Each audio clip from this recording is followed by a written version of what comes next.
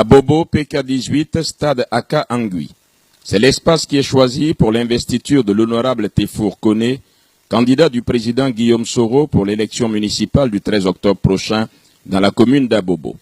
Acteurs politiques, autorités coutumières et religieuses, amis, sympathisants et électeurs de M. Tefour Koné, tous étaient présents pour témoigner aux candidats d'un Abobo nouveau tout leur attachement à sa candidature.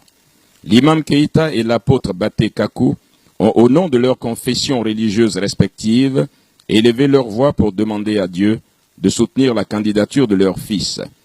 De la présidente du comité d'organisation, en passant par le responsable des mouvements, associations et organisations de la société civile, ont tour à tour demandé à la population d'Abobo de faire le bon choix au soir du 13 octobre prochain, car pour eux, Tefour Koné est l'homme de la situation. Même son de cloche pour le ministre Alain Michel Lobognon. Abobo a connu des ministres. Vrai ou faux? Abobo a connu un maire qui était ministre. Vrai ou faux? Ce ministre, il parle avec le président de la République. Il mangeait avec le président de la République. C'est parce qu'il parlait et il mangeait avec le président de la République qu'il a oublié Abobo. Vrai ou faux? Le 13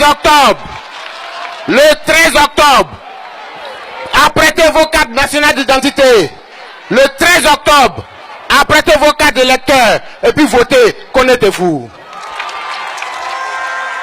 À la suite de ces différentes interventions que l'honorable Kanegi Soro, représentant le chef du Parlement, a prodigué au candidat et à son équipe des conseils avant de procéder à son investiture.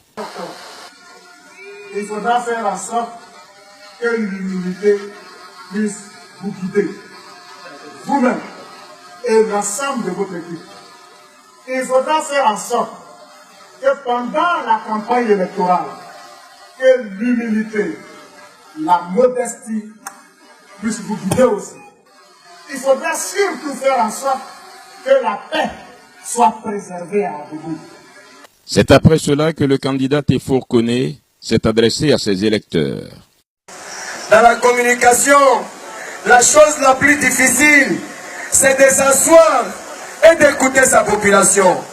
Je l'ai fait quand je suis rentré au Parlement et cela a duré, mais je ne me suis jamais fatigué parce que j'ai compris que la mission d'élu de la nation qu'on vous confie est un sacerdoce.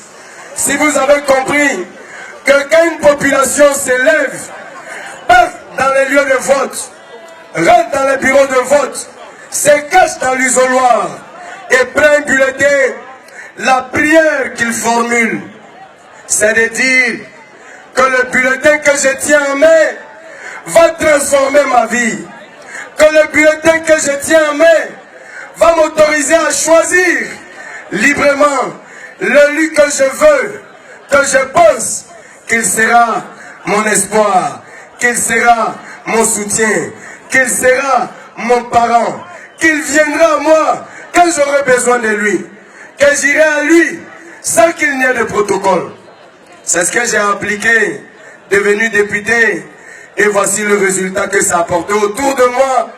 Tous ces braves hommes et femmes ont cru à cette politique. Il y a certains qui me l'ont dit que, monsieur le député, la politique que vous êtes en train d'administrer à Abobo est une politique qui a la crainte de Dieu. Une cérémonie d'investiture qui s'est achevée sous une fine pluie, comme quoi même le Très-Haut est pour cette candidature.